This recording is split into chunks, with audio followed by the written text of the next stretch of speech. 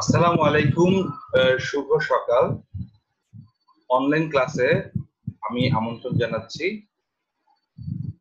সালিম। প্রথমেই আমি ধন্যবাদ জানাতে চাচ্ছি শিক্ষা মন্ত্রণালয় এবং মাধ্যমিক ও উচ্চ শিক্ষা অধিদপ্তরকে, এবং আমি কৃতজ্ঞতা প্রকাশ করছি আমার অধ্যক্ষ প্রফেসর সুভাষ চন্দ্র হীরা স্যারের প্রতি, যাদের সহায়তায় আজকে আমি এই অনলাইন ক্লাস নিচ্ছি। আজকে আমার ক্লাসের বিষয়বস্তু হচ্ছে পদার্থবিজ্ঞান প্রথম পত্র। আজকে আমি পদার্থবিজ্ঞান প্রথম পত্রের নবম অধ্যায়ের তরঙ্গ বিষয় নিয়ে আলোচনা করব। আমরা সবাই তরঙ্গ শব্দটির সাথে পরিচিত। তরঙ্গ আমরা বাস্তবে জীবনের সকল ক্ষেত্রে আমরা তরঙ্গকে অনুভব করতে পারি বা তরঙ্গ বিষয়টি সম্বন্ধে আমরা শব্দটি শুনে থাকি। যেমন আমি যে এখন কথা বলছি, আমি শব্দ তৈরি করছি, অর্থাৎ আমি শব্দ তরঙ্গ তৈরি করছি, এবং আমাকে যে সবাই দেখতে পাচ্ছেন, তোমরা আমাকে যে দেখতে পাচ্ছ, আমার অর্থাৎ আমাকে আলো তরঙ্গ তৈরির মাধ্যমে, অর্থাৎ আলোক তরঙ্গ সঞ্চালনের জন্য আমাকে তোমরা দেখতে পাচ্ছ। এভাবে জগতে প্রতিটি ক্ষেত্রে আমরা তরঙ্গের উদাহরণ পেয়ে থাকি।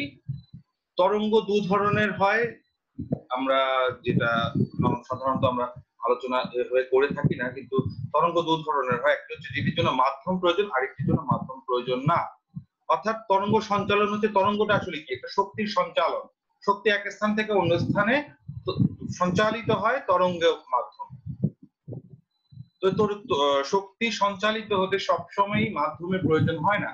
শক্তি সঞ্চালনের জন্য কখনো মাধ্যমের প্রয়োজন হয়, কখনো মাধ্যমের প্রয়োজন হয় না। এইমাত্র যে আমি বললাম যে আমি কথা বলছি, আমার শব্দটি তোমাদের কর্ণকুহরে প্রবেশ করে তোমাদেরকে শ্রবণের অনুভূতি জাগাচ্ছে, কিন্তু এই জন্য মাধ্যমের প্রয়োজন ছিল। অর্থাৎ বাতাসের বায়ু মাধ্যম ব্যবহার করে আমার শব্দটি তোমাদের কর্ণতে গিয়ে পৌঁছায় দেখে তোমরা আমার কথাটি শুনতে পাচ্ছ।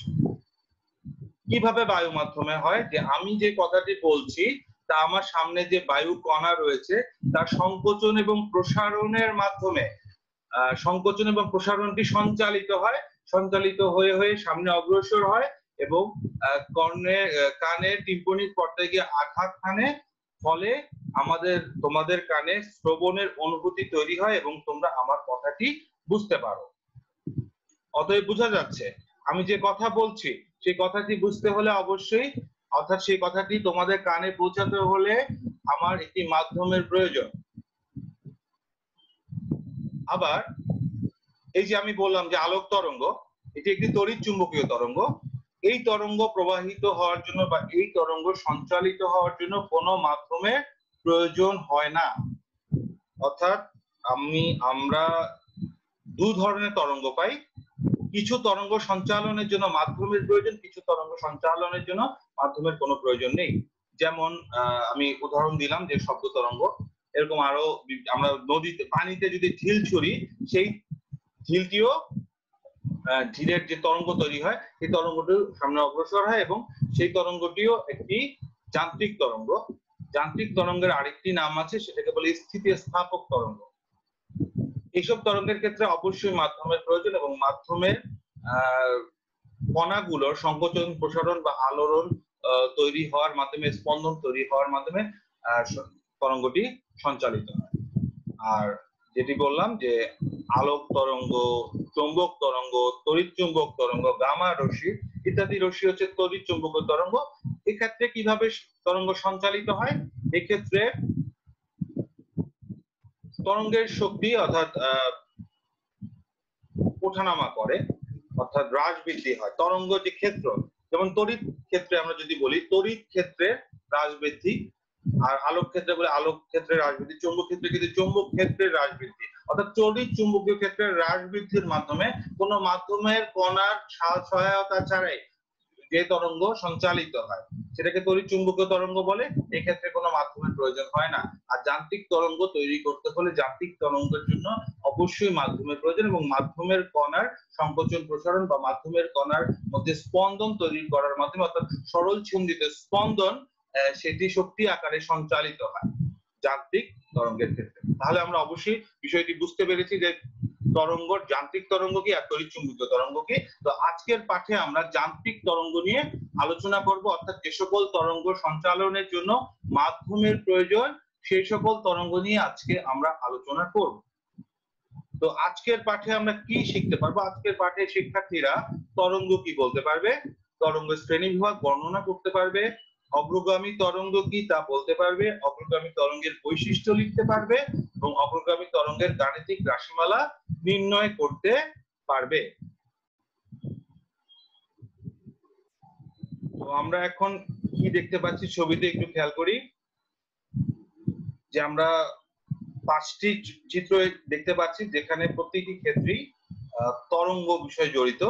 যেমন আমরা এখানে আমরা খেয়াল করি মাউসের কার্সরের দিকে, যে প্রথম এখানে একটি স্প্রিং দেয়া আছে। তা আমরা বলেছি যে স্প্রিংও একটি যান্ত্রিক তরঙ্গ সৃষ্টির মাধ্যম। অর্থাৎ স্প্রিংকে একটি ফিক্সড করে একপাশে যদি আমরা স্প্রিংটি অপর প্রান্তে ধরে টানি, তাহলে এটির মধ্যে একটি তরঙ্গ তৈরি হয়, সংকোচন এবং প্রসারণের মাধ্যমে তরঙ্গ তৈরি হয়। যদি আমরা গিটারের ক্ষেত্রে লক্ষ্য করি, গিটারও তাই। গিটারের আমরা যখন তারটিকে আমরা ধরে টানি, তখন একটি গিটারের তারের মধ্যে একটা কম্পন তৈরি হয় এবং সেটি সেই কম্পনটি একটি শব্দ তৈরি করে, সুর তৈরি করে এবং যেটি আমাদের কানে প্রবেশ করে। একইভাবে লাউড স্পিকারের ক্ষেত্রেও তাই। লাউড স্পিকার আমি বলেছি যে আমাদের যে শব্দ তরঙ্গ তৈরি করে এবং শব্দ তরঙ্গটি বাতাসে কম্পনের সংকোচন প্রসারণের মাধ্যমে আমাদের কানে এসে পৌঁছায়। এবং এক্ষেত্রে আমরা দুইটি পানির স্রোতের ছবি পাচ্ছি এবং পানিতে ঢিল ছোড়ার ছবি পাচ্ছি। পানিতে যদি আমরা ঢিল ছুঁই তাহলে এই চিত্রের মতো একটি তরঙ্গের তৈরি হয় এবং সেই তরঙ্গের প্রতিটি কণা, অর্থাৎ প্রথমে যখন ঢিলটা ছুড়ি তখন সেখানে কণাগুলোর মধ্যে একটা স্পন্দন তৈরি হয়। আবার বলছি, পানির ক্ষেত্রে আমরা কিভাবে তরঙ্গটা প্রবাহিত হয়, যখন কোনো পানির তলের মধ্যে যদি একটি ঢিল ছোড়া হয়, তখন যেই ক্ষেত্রে যেই কণার উপর ঢিলটি এসে পড়বে সেই কণার মধ্যে একটা স্পন্দন তৈরি হবে এবং সেই স্পন্দনটি পাশের কণাগুলোকে প্রভাবিত করবে এবং সেই পাশের কণাগুলো স্পন্দিত হবে এবং এই পাশের কণাগুলো তার পাশের কণাকে স্পন্দিত করবে, এর পাশের কণাগুলোকে তার পাশের কণাগুলোকে স্পন্দিত করবে। এভাবে পানির প্রতিটি কণা স্পন্দিত হয়ে হয়ে সামনের দিকে আগাবে, অর্থাৎ তরঙ্গটি অগ্রসর হবে।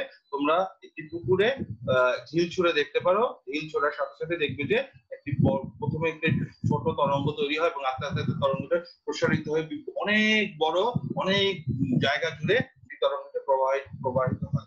আমি যেহেতু বলেছিলাম যে তোমরা চারপাশে তরঙ্গের অনেক উদাহরণ দেখতে পাবে, জিনিসগুলো বেশ মজা। তোমরা যদি বাস্তব উদাহরণের সাথে মিল করে পড়াশোনা করো তাহলে তোমরা যথেষ্ট আনন্দিত হবে এবং তরঙ্গ বিষয়টি খুবই মজার। তরঙ্গ বিষয়টি ভালো করে পড়লে যেমন তোমরা পরীক্ষা তো সফল হবে, তেমনি ভাবে তোমরা অনেক পৃথিবীর মহাবিশ্বের অনেক রহস্য এবং অনেক ঘটনার বর্ণনা এবং ব্যাখ্যা দিতে পারে।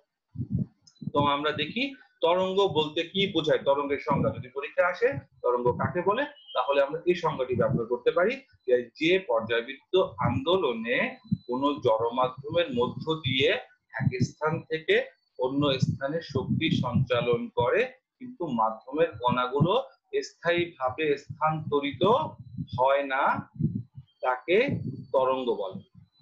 এই সংজ্ঞা, প্রতিটি সংজ্ঞা পড়ার সময় আমরা এটাকে কয়েক ভাগে ভাগ করে নিতে পারি।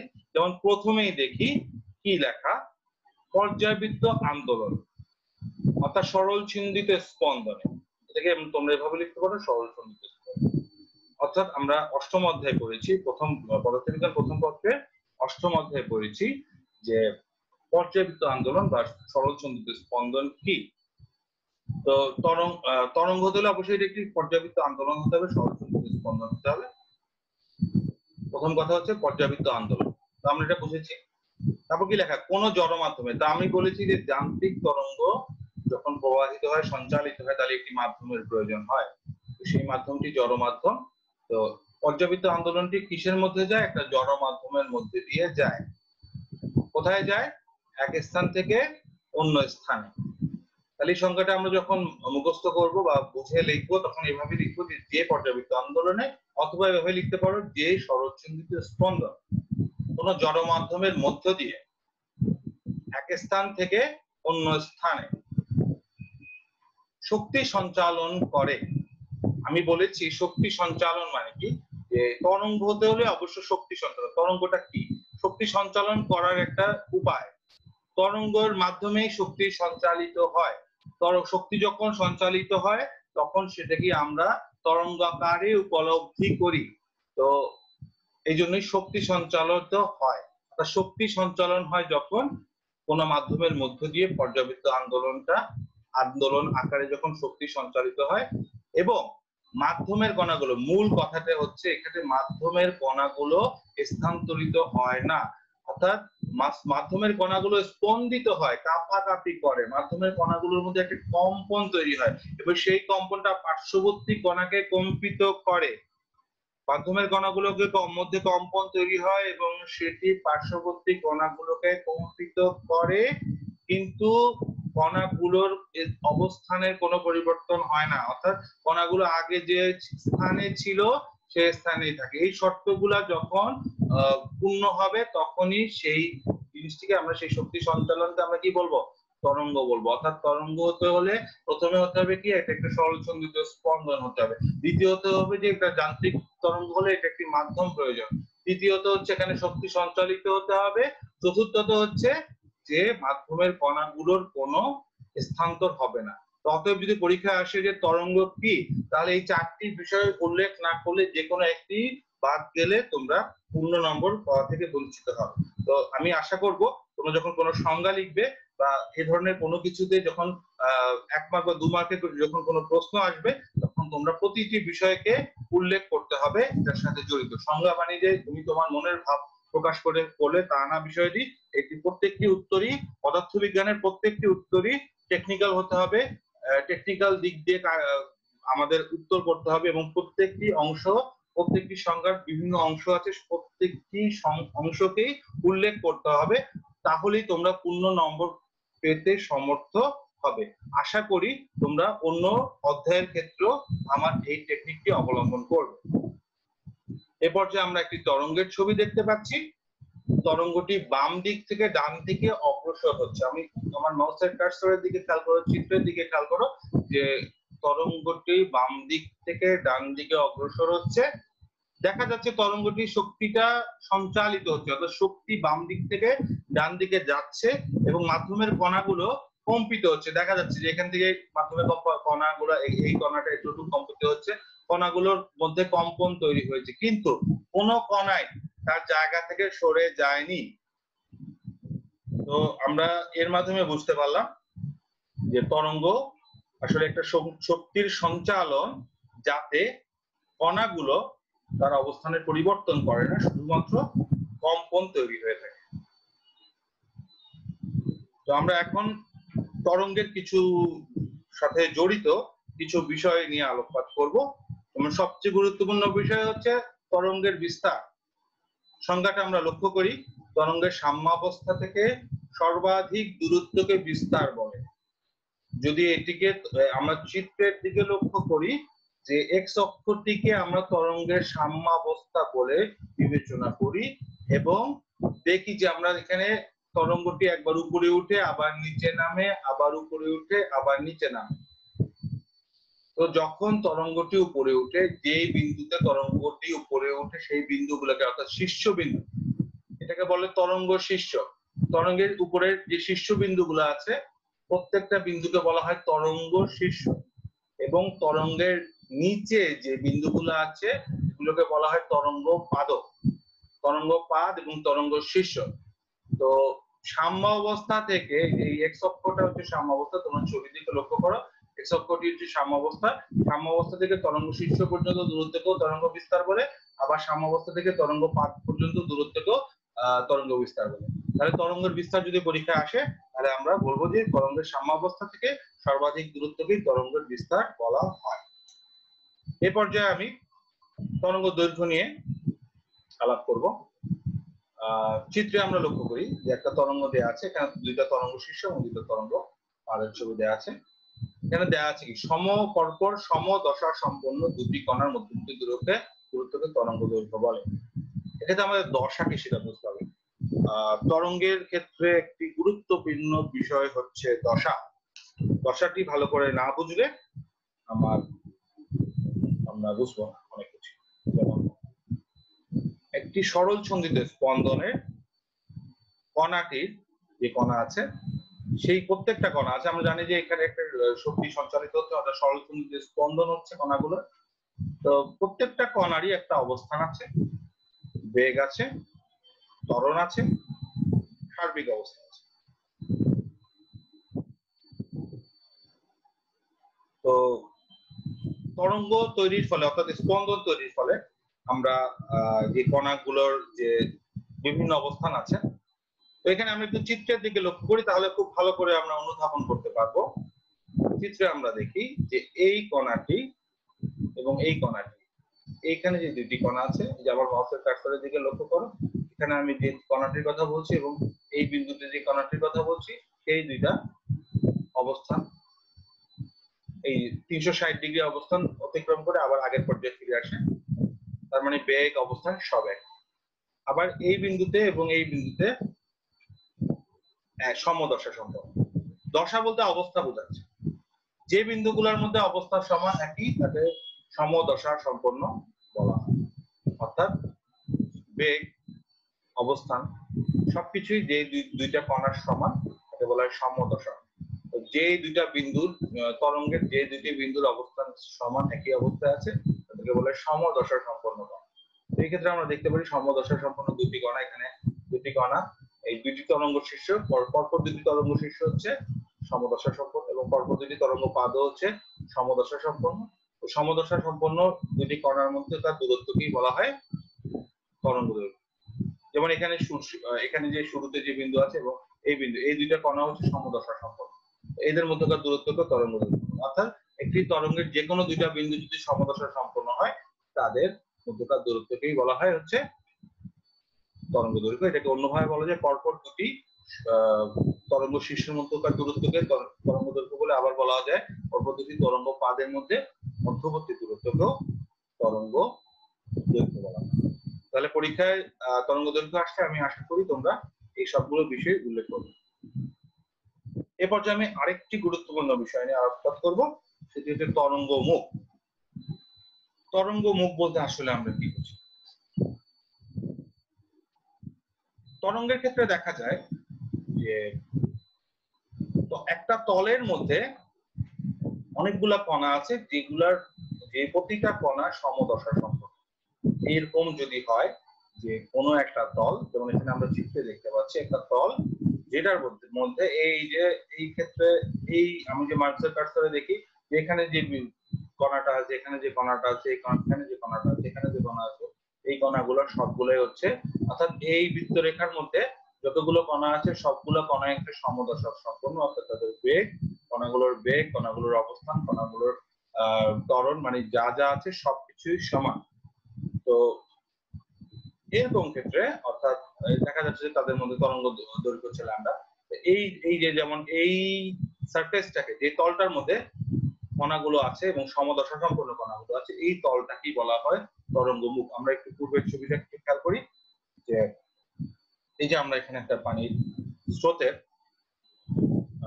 প্রবাহ দেখাচ্ছিলাম, সেই প্রবাহের যে কণাগুলো আছে সেই কণাগুলো সমদশা সম্পন্ন, এই তলটাকেও একটা তরঙ্গ মুখ বলা হয়। তো তরঙ্গ মুখ হয় দু ধরনের, যদিও আমরা এখানে দু ধরনের তরঙ্গ দেখিয়েছি। তো একটা হচ্ছে সমতল তরঙ্গ মুখ আর একটা হচ্ছে বৃত্তাকার তরঙ্গ মুখ। যেমন আমরা পানির ক্ষেত্রে বৃত্তাকার তরঙ্গ মুখ দেখালাম, কিন্তু এই ক্ষেত্রে সমতল তরঙ্গ মুখ হতে পারে যারা হচ্ছে সমতল তরঙ্গ, অর্থাৎ সোজাসুজি তরঙ্গ মুখগুলো হচ্ছে সমতল ভাবে কাজ করে। আর যখন বৃত্তাকার আকারে তরঙ্গ মুখ কাজ করে, এই তলটাকে বলা হচ্ছে সমতল তরঙ্গ। এই যে বামে চিত্রে আমরা লক্ষ্য করি, বামে যেই তরঙ্গ মুখের দেখানো হচ্ছে সেটা হচ্ছে এই তরঙ্গ মুখটাকে বলা হচ্ছে সমতল তরঙ্গ মুখ, এবং ডানে চিত্রে যেটা দেখা হচ্ছে এটা হচ্ছে বৃত্তাকার তরঙ্গ মুখ। তাহলে আমরা জানতে পারলাম যে তরঙ্গ মুখ দুই ধরনের হয়, সমতল তরঙ্গ মুখ এবং বৃত্তাকার তরঙ্গ মুখ। আমরা সবাই জানি পর্যায়কাল একটি পূর্ণ কম্পন সম্পন্ন হতে প্রয়োজনীয় সময়কে পর্যায়কাল বলা হয়। অর্থাৎ একটা তরঙ্গ পূর্ণ কম্পন বলতে কি বোঝায়? যে বললাম যে সেটি শূন্য থেকে শুরু করে আবার ঘুরে এসে 360 ডিগ্রি, এভাবে যে আবার শূন্য থেকে শুরু করে 360 থেকে শুরু করে আবার ঘুরে এসে, মানে একটা পূর্ণ কম্পন, যে এই দশা থেকে শুরু করে ফিরে আবার আগের দশায় ফেরত আসা। 360 ডিগ্রি ফেরত আসা অ্যাঙ্গুলার যে ডিস্টেন্স, সেটা কৌণিক যে দূরত্ব, সেটা যদি 360 ডিগ্রি ঘুরে আসে, শূন্য থেকে 360 ডিগ্রি ঘুরে আসতে যে সময় লাগে তাকেই বলা হয় পর্যায়কাল। একটি পূর্ণ কম্পন সম্পন্ন করতে যে সময় লাগে তাকেই বলা হয় পর্যায়কাল। তো আমরা এই বিষয়গুলো খুব ভালো করে পড়বো, যে তরঙ্গ বিস্তার কাকে বলে, তরঙ্গ দৈর্ঘ্য কাকে বলে, পর্যায়কাল কাকে বলে, তরঙ্গমুখ কাকে বলে, এগুলো সংজ্ঞা আকারে আসতে পারে। এগুলো নৈর্ব্যক্তিকের জন্য খুবই গুরুত্বপূর্ণ একটি বিষয়। এছাড়াও আমাদের আরো কিছু টার্ম আছে যেগুলো খুবই গুরুত্বপূর্ণ। তরঙ্গকে আমরা প্রকাশ করি, এখানে কিছু আমরা টার্ম দেখিয়েছি, যে গতিবেগ, যেমন তরঙ্গের আমরা যেমন শব্দ বা তরঙ্গের সেখানে কণাগুলো এবং সেই তরঙ্গের একটা গতি থাকে, সেটাকে আমরা ভি দিয়ে প্রকাশ করি। তরঙ্গের একটা কম্পাঙ্ক থাকে, কম্পাঙ্ক বলতে কি বোঝায় সেটা একটু বলে দিই। কম্পাঙ্ক এখানে এফ দিয়ে প্রকাশ করে, অর্থাৎ একটি পূর্ণ কম্পন সম্পন্ন করতে যে সময় লাগে তাকে বলে হচ্ছে কম্পাঙ্ক। অর্থাৎ যদি একটা পূর্ণ কম্পন দুঃখিত 1 সেকেন্ডে যে কয়টি পূর্ণ কম্পন সম্পন্ন করে তাকে বলা হয় তরঙ্গের গতিবেগ। যেমন আমি এখানে একটা ছবি দেখাই, মানে আমরা যদি এই ছবির ক্ষেত্রে লক্ষ্য করি, যদি দেখি যে আমাদের এরকম তরঙ্গ এখানে দেখা যাচ্ছে যে এই যে একটা পূর্ণ স্পন্দন, একটা পূর্ণ স্পন্দন, তাহলে এখান থেকে একটু পর্যন্ত আসতে যদি 1 সেকেন্ড সময় লাগে। আবারও বলছি যে এই বিন্দু থেকে ঘুরে এই বিন্দুতে আসতে যদি 1 সেকেন্ড সময় লাগে, তাহলে এই ক্ষেত্রে আমরা দেখি কয়টি পূর্ণ দোলন সম্পন্ন হয়েছে, একটি, দুইটি। অর্থাৎ এই বিন্দু থেকে এই বিন্দুতে আসতে যদি 1 সেকেন্ড সময় লাগে, তাহলে 1 সেকেন্ডে কয়টি পূর্ণ দোলন সম্পন্ন করেছে, দুইটি। তাহলে এই ক্ষেত্রে কম্পাঙ্ক হবে 2। তো আমি এখানে কম্পাঙ্ককে f = 1/t দিয়ে প্রকাশ করে। অর্থাৎ আবারও বলছি, একটি পূর্ণ 1 সেকেন্ডে যে কয়টি পূর্ণ দোলন সম্পন্ন করে তাকে কম্পাঙ্ক বলে। যেমন এই ছবির ক্ষেত্রে দেখি, যদি এই বিন্দু থেকে এই বিন্দুতে আসতে 1 সেকেন্ড লাগে একটি তরঙ্গের, এই বিন্দু আবারও বলছি শুরুর বিন্দু থেকে শেষ বিন্দুতে আসতে যদি 1 সেকেন্ড সময় লাগে, তাহলে এই ক্ষেত্রে কয়টি পূর্ণ দোলন সম্পন্ন হলো? এই ক্ষেত্রে 3টি পূর্ণ দোলন সম্পন্ন হচ্ছে। আমরা ছবিতে দেখতে পাচ্ছি 1 সেকেন্ডে 3টি পূর্ণ দোলন সম্পন্ন হচ্ছে। তো এই 3টি পূর্ণ, তাহলে এই ক্ষেত্রে তরঙ্গের কম্পাঙ্ক হবে কত? 3।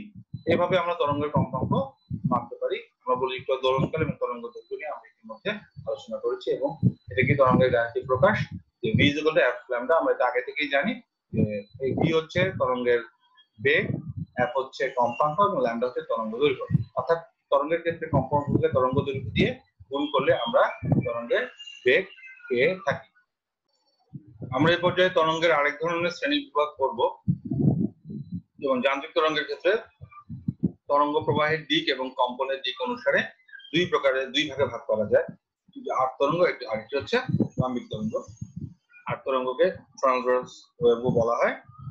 তো আমরা এখানে দেখতে পাচ্ছি যে ছবিতে আমরা লক্ষ্য করি, যে তরঙ্গ মাধ্যমের কণাগুলোর কম্পনের দিকের সাথে সমকোণে অগ্রসর সেই তরঙ্গকে কি বলা হয়? আট তরঙ্গ বলা হয়। চিত্রে আমরা লক্ষ্য করি যে যদি এরকম হয় যে তরঙ্গের কণাগুলো আলোড়ন এভাবে লম্বালম্বি আলোড়ন হয় এবং তরঙ্গটি বাম থেকে ডানে যাচ্ছে। চিত্রে আমরা কল্পনা করে থাকি যে আমরা এখানে ছবি দেখতে পাচ্ছি, চিত্রটি ভালো করে লক্ষ্য করো যে তরঙ্গটি বাম থেকে ডানে অগ্রসর হচ্ছে এবং তরঙ্গের কণাগুলো উপরে নিচে কম্পিত হচ্ছে। যদি এরকম হয়, যখন কোন তরঙ্গে তোমরা অ্যানালাইসিস করবে, যদি দেখো যে তরঙ্গের কণাগুলো লম্বালম্বি উপরে নিচে কম্পিত হচ্ছে, কিন্তু তরঙ্গটি এইভাবে বাম থেকে ডানে যাচ্ছে, অর্থাৎ বাম থেকে ডানে বা ডান থেকে বামে শক্তি সঞ্চালিত হচ্ছে, কিন্তু কণাগুলো লম্বালম্বি উঠানামা করছে, কম্পিত হচ্ছে। যদি এরকম পাওয়া যায় তাহলে বোঝা যাবে তরঙ্গটি হচ্ছে আট তরঙ্গ বা ট্রান্সভার্স ওয়েভ। তো আমরা আশা করি যে তোমরা বুঝতে পেরেছো আট তরঙ্গ বলতে কি বোঝায়। অর্থাৎ কম্পনের দিকের সাথে মাধ্যমের কণাগুলো লম্বালম্বি সমকোণে কম্পিত হবে এবং কম্পনের দিকের সাথে সমকোণে তরঙ্গটি অগ্রসর হবে। এই ক্ষেত্রে তরঙ্গটিকে আর তরঙ্গ বলা হয়ে থাকে। এই পর্যায়ে আমরা শিখবো হচ্ছে লাম্বিক তরঙ্গ কাকে বলে। লাম্বিক তরঙ্গের সংজ্ঞাটি আমরা এক্ষেত্রে পড়ব। এটিকে লঙ্গিটিউডিনাল ওয়েভও বলা হয়ে থাকে। যে তরঙ্গ মাধ্যমের কণাগুলোর কম্পনের দিকের সাথে সমান্তরালে অগ্রসর হয়। যে আমরা এই পর্যায়ে দেখবো লাম্বিক তরঙ্গ বলতে কি বোঝায়। যে আমরা ছবিতে দেখি যে একটি স্প্রিং দেখানো হচ্ছে, স্প্রিং এর এক প্রান্ত ফিক্সড আছে এবং আরেক প্রান্ত টেনে ধরা হয়েছে। তো দেখা যাচ্ছে যে স্প্রিং এর কণাগুলো সংকুচিত এবং স্প্রিং গুলো সংকুচিত এবং প্রসারিত হচ্ছে। প্রথমে সংকোচন, পরবর্তীতে প্রবাহিত হচ্ছে, এরপরে সংকোচন আবার সামনে প্রবাহিত হবে। এভাবে সংকোচন এবং প্রসারণের মাধ্যমে যদি তরঙ্গ প্রবাহিত হয়, সঞ্চালিত হয়, তবে সেই তরঙ্গকে লাম্বিক তরঙ্গ বলা হয়। লাম্বিক তরঙ্গের আরেকটি নাম হচ্ছে অনুদৈর্ঘ্য তরঙ্গ বা দীঘল তরঙ্গ। তোমরা প্রত্যেকটি জিনিসের যে ভিন্ন নাম আছে সেই নামগুলো তোমরা পড়বে। প্রতিটি চ্যাপ্টারের ক্ষেত্রেই, প্রতিটি অধ্যায়ের ক্ষেত্রে সেটি ব্যবহার করবে। যেমন লাম্বিক তো পরীক্ষায় আসতে পারে লাম্বিক তরঙ্গ বলতে কি বুঝো, বা অনুদৈর্ঘ্য তরঙ্গ বলতে কি বুঝো, বা দীঘল তরঙ্গ বলতে কি বুঝো। তোমরা যদি প্রতিটি জিনিসের একটি নাম শিখো, বাকি নামগুলো না জানো, তাহলে পরবর্তীতে যখন পরীক্ষা অন্য নামে আসবে তোমরা একটু বিড়ম্বিত হবে। তো ফলে তোমরা প্রত্যেকটা টার্মের যে আর কি কি নামে তাকে ডাকা হয় সেই সবগুলো নামই তোমরা পড়বে, তাহলে তোমরা পরীক্ষায় সফল হতে পারবে। যেমন আমরা এখানে সংজ্ঞাটি খেয়াল করি, যে তরঙ্গ মাধ্যমের কণাগুলোর কম্পনের দিকের সাথে, যে তরঙ্গ মাধ্যমের কণাগুলোর কম্পনের দিকের সাথে সমান্তরালে অগ্রসর হয় তাকে লাম্বিক তরঙ্গ বলে। এখানে আমরা দেখতে পাচ্ছি যে মাধ্যমের কণাগুলোর যে তরঙ্গ যাচ্ছে সেটি কম্পনের দিকের সাথে কিভাবে হচ্ছে, সমান্তরালে যাচ্ছে। এখানে দেখা যাচ্ছে যে পাকগুলোর কম্পনের দিক এবং তরঙ্গ প্রবাহের দিক হচ্ছে সমান্তরাল।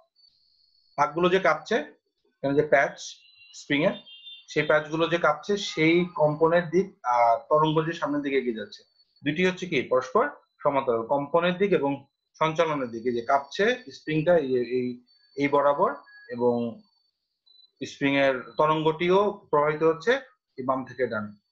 বুঝাই যাচ্ছে যে কম্পন এবং তরঙ্গের সঞ্চালন এই দুটি হচ্ছে সমান্তরাল। তাই একে অনুদৈর্ঘ্য তরঙ্গ বা লাম্বিক তরঙ্গ, এই ধরনের তরঙ্গকে অনুদৈর্ঘ্য তরঙ্গ বা লাম্বিক তরঙ্গ হয়, যে ক্ষেত্রে সংকুচিত এবং প্রসারিত হয়ে তরঙ্গ মাধ্যমের কণাগুলোকে সংকুচিত এবং প্রসারিত হয়ে তরঙ্গকে প্রবাহিত করে। তো আমরা তরঙ্গের বিভিন্ন প্রকারভেদ করলাম। তো তরঙ্গের আরেকটি প্রকারভেদ আছে যে স্থির তরঙ্গ এবং অগ্রগামী তরঙ্গ। স্থির তরঙ্গ আমরা পরবর্তী লেকচারে দেখবো। আজকে আমরা দেখবো অগ্রগামী তরঙ্গ কি। অগ্রগামী তরঙ্গ হচ্ছে যে তরঙ্গটি সামনের দিকে অগ্রসর। আমরা এখানে দেখছি একটা টিউনিং ফর্ক, এখান থেকে শব্দ তৈরি করে এবং শব্দটি উৎস থেকে শুরু করে এবং ডানে প্রবাহিত হচ্ছে। যখন এই যে আমরা সংজ্ঞাটি দেখি, কোন তরঙ্গ যদি কোনো মাধ্যমে এক স্তর থেকে অন্য স্তরে সঞ্চালিত হয়ে ক্রমাগত সম্মুখ দিকে অগ্রসর হতে থাকে, তবে তাকে অগ্রগামী তরঙ্গ বা চলমান তরঙ্গ বলে। সংজ্ঞাটি খুবই সহজ, যে তরঙ্গ যদি একটা মাধ্যমে তৈরি হয়ে, একটা উৎস থেকে তৈরি হয়ে এক মাধ্যমের এক স্তর থেকে অন্য স্তরে সামনের দিকে আগাতে থাকে, তাহলে সেই তরঙ্গকে বলা হচ্ছে অগ্রগামী তরঙ্গ। আচ্ছা, আমরা আরেকটা জিনিস একটু খেয়াল করি, যে আমাদের আরেকটি গুরুত্বপূর্ণ, আমরা একটি গুরুত্বপূর্ণ প্রশ্নকে একটু দেখতে হবে। যেমন পরীক্ষায় একটা প্রশ্ন আসতে পারে যে 2 মার্কের প্রশ্ন, যে আট তরঙ্গ এবং লাম্বিক তরঙ্গের মধ্যে পার্থক্য কি, পার্থক্য নির্ধারণ করো। এটি একটি খুবই গুরুত্বপূর্ণ প্রশ্ন। আমি আশা রাখি যে তোমরা এটি খুব ভালো করেই এখন পারবে। তারপর আমি আরেকবার বলছি, তোমরা এই ক্ষেত্রে তোমরা 3-4টি পার্থক্য উল্লেখ করবে। যেমন সবার প্রথম পার্থক্য হচ্ছে যে আমি বলেছি যে আট তরঙ্গের ক্ষেত্রে কণাগুলোর স্পন্দন আর তরঙ্গের সঞ্চালনের দিক পরস্পর লম্ব, অর্থাৎ তরঙ্গটি কণাগুলোর স্পন্দনের দিকের সাথে লম্ব ভাবে সঞ্চালিত হয়। আর এই ক্ষেত্রে কি হয়, লাম্বিক তরঙ্গের ক্ষেত্রে মাধ্যমে কণাগুলোর কম্পন এবং তরঙ্গের সঞ্চালনের দিক কি থাকে, পরস্পর সমান্তরাল থাকে। ছবি থেকে আমরা বুঝতে পারি, এটা হচ্ছে প্রথম পার্থক্য। দ্বিতীয়ত আমরা বলতে পারি অনুদৈর্ঘ্য তরঙ্গের ক্ষেত্রে, যে আমি বলেছি যে দুইটা তরঙ্গ শীর্ষ এবং দুইটা তরঙ্গ পাদ থাকে, আর এখানে থাকে একটি সংকোচন এবং প্রসারণ, অর্থাৎ দুটি তরঙ্গ একটি দুটি তরঙ্গ শীর্ষের মধ্যবর্তী দূরত্বকে তরঙ্গ দৈর্ঘ্য বলে।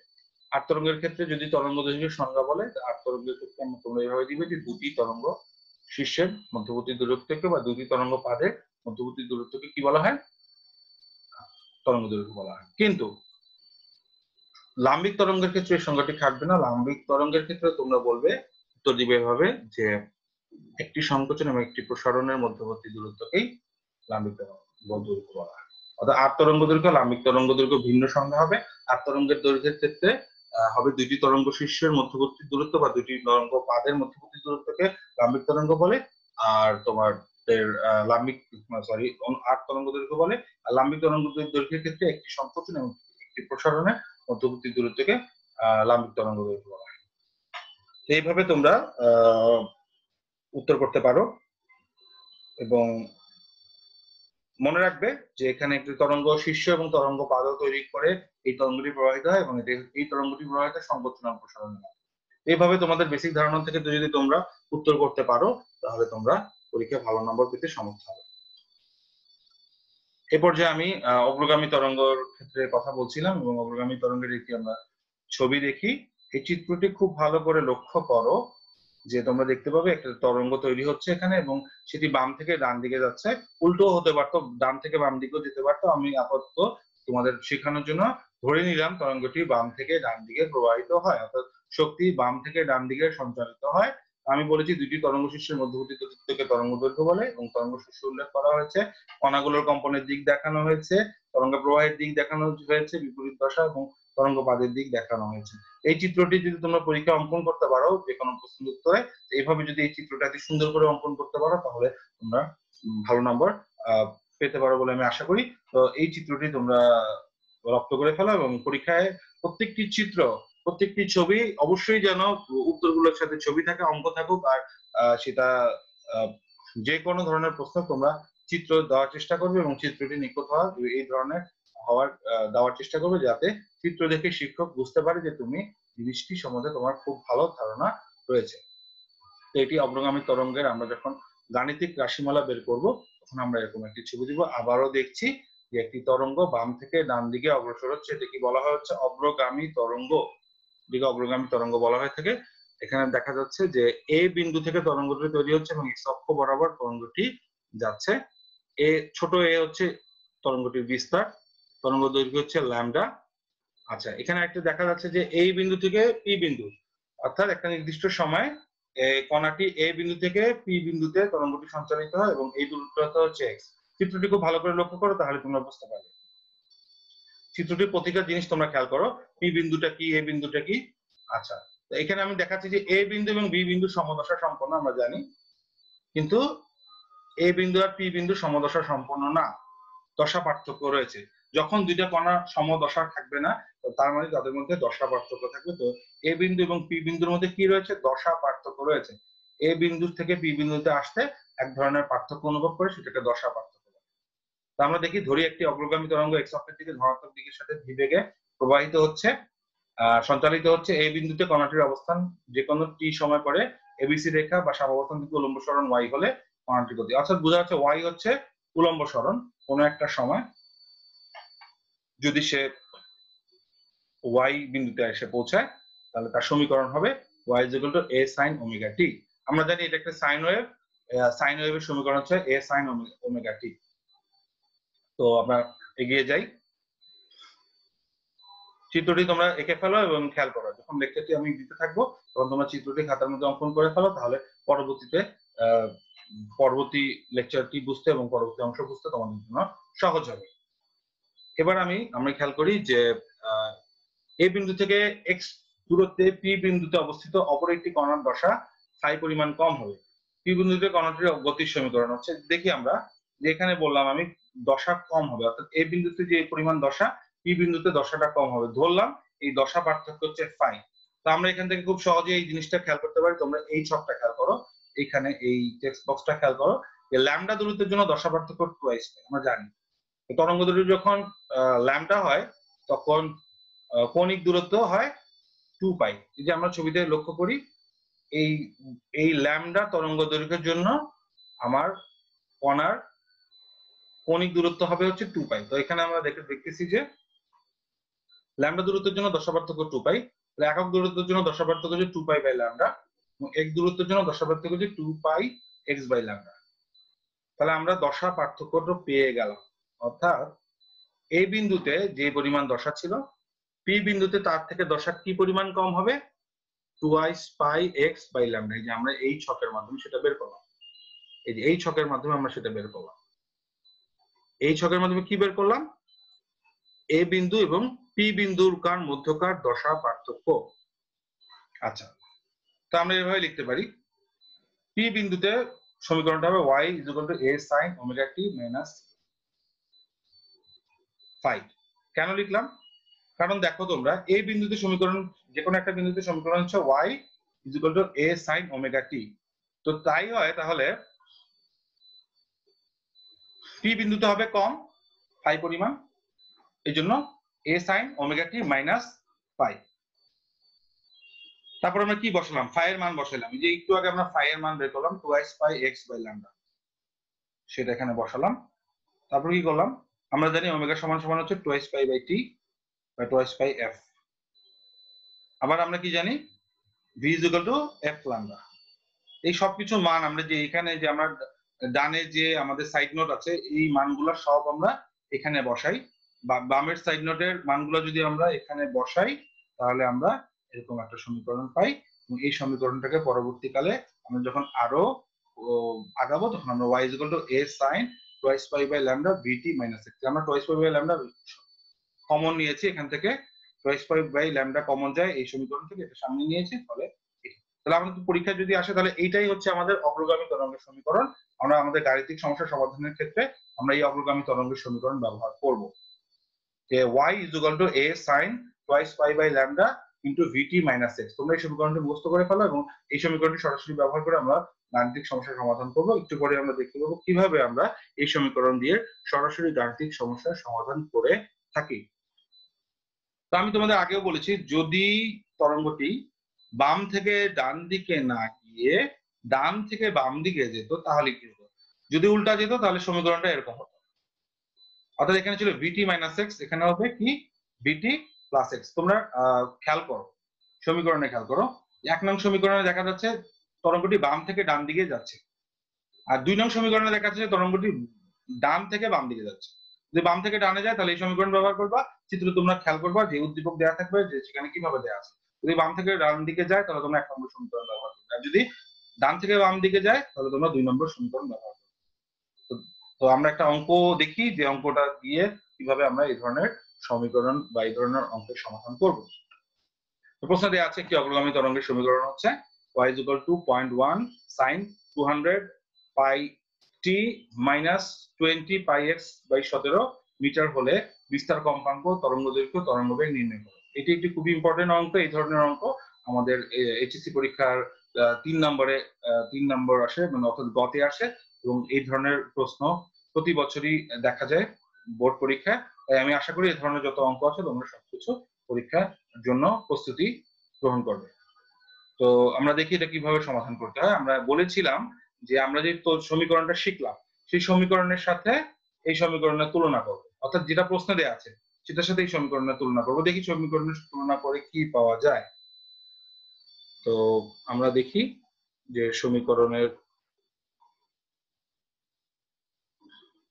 তুলনা করে আমরা পাই যে দেখা যাচ্ছে বিস্তারের মান হচ্ছে 0.1, এই যে দেখো a এবং 0.1, ওমেগার মান হচ্ছে 200 পাই। যে সমীকরণ, এই সমীকরণটার সাথে এই সমীকরণ মিল করলে আমরা পাই 2 পাই f এর মান পাই 200 পাই, কিন্তু ওমেগার মান হচ্ছে 2 পাই f, তাহলে f এর মান পাই হচ্ছে 100 হার্জ। এই সমীকরণটাই ক্যালকুলেশন করি। জাস্ট আমরা যে এই সমীকরণগুলো শিখলাম শুধুমাত্র সেই সমীকরণগুলো ব্যবহার করে আমরা এই ধরনের সমাধান করতে পারবো। তো আমরা দেখি আরো, এখান থেকে আমরা ল্যামডা মানও বের করতে পারি এবং বেগের মান বের করতে পারি। শুধুমাত্র আমরা যে সমীকরণগুলো শিখলাম, আবারও বলছি, সেটার সাথে তোমরা এই অঙ্কটা তুলে ফেলো, এই অঙ্কটি তোমরা প্র্যাকটিস করবে এবং এই ধরনের যতগুলো অঙ্ক আছে সবকিছু তোমরা প্র্যাকটিস করবে। এখানে সমাধান করে দেওয়া আছে, তোমরা সমাধানটি দেখো। শুধুমাত্র আমরা সরাসরি এই অঙ্ক সমীকরণ টির মানগুলো নিয়ে জাস্ট ব্যবহার করে বসালাম এবং ফলে আমরা তরঙ্গ দৈর্ঘ্য পাইলাম, বিস্তার পেলাম, বিস্তার দেয়াই আছে 0.1। কম্পাঙ্ক পেলাম কিভাবে? এই সমীকরণের মাধ্যমে। তরঙ্গ দৈর্ঘ্য পেলাম এখান থেকে, এই সমীকরণ থেকে তুলনা করে, এবং বেগ পেলাম হচ্ছে v = f λ এই সমীকরণের মাধ্যমে। তাহলে এইভাবে আমাদের সবগুলো অঙ্ক সমাধান করতে শিখতে হবে। তো আজকে আমরা ক্লাসে তরঙ্গ কি, তরঙ্গের প্রকারভেদ, বিভিন্ন তরঙ্গের মধ্যে পার্থক্য, তরঙ্গের মধ্যে সম্পর্ক, এই ধরনের এবং তরঙ্গের সমীকরণ, অগ্রগামী তরঙ্গ কি, অগ্রগামী তরঙ্গের সমীকরণ, অগ্রগামী তরঙ্গের বৈশিষ্ট্য, এসব কিছু আমরা আজকে জানতে পারলাম। এবং অগ্রগামী তরঙ্গের সমীকরণ ব্যবহার করে কিভাবে গাণিতিক সমস্যা সমাধান করতে হয় সেই ব্যাপারে আমরা আজকে জানতে পারলাম। তো আজকে আমি তোমাদের জন্য একটি বাড়ির কাজ দিলাম, যে প্রথম প্রশ্ন হচ্ছে তরঙ্গের দশা কি, দ্বিতীয় প্রশ্ন যে এই গাণিতিক সমস্যাটা তোমরা ছবিটা আঁকো, এখানে দেখানো আছে, এবং চিত্র হতে এক্স এর মান বের করো, এবং চিত্র হতে তোমরা বি ও সি বিন্দু দশা পার্থক্য বের করো। তো এই হচ্ছে তোমাদের আজকে বাড়ির কাজ। তো আশা করি আজকে যে আমি ক্লাস নিয়েছি তা যদি তোমরা ফলো করো, সেই সাথে তো যদি তোমরা তোমাদের পাঠ্য বইয়ের সকল গাণিতিক সমস্যা সমাধান করো, এবং বিগত বছরের প্রশ্ন, যে গাণিতিক সমস্যা এবং যেসব প্রশ্ন এসেছে সৃজনশীল প্রশ্ন, সেগুলো যদি তোমরা সমাধান করো, তাহলে আশা করি তোমরা তোমাদের কাঙ্ক্ষিত লক্ষ্যে পৌঁছতে পারবে। তোমরা তোমাদের পদার্থবিজ্ঞানে যদি প্রত্যেকটা বিষয়, প্রত্যেকটা খুব নিখুঁত ভাবে সবকিছু পড়া হয় এবং পরীক্ষা উত্তর করো, তাহলে এখানে তোমাদের কোনো নম্বর কাটার সুযোগ নেই। তোমরা আশা করি এভাবে আমার লেকচার ফলো করলে ইনশাআল্লাহ তোমরা খুব ভালো ফলাফল করতে সমর্থ হবে। আজকের লেকচার এখানেই শেষ করছি। সবাইকে আসসালামু আলাইকুম, ধন্যবাদ।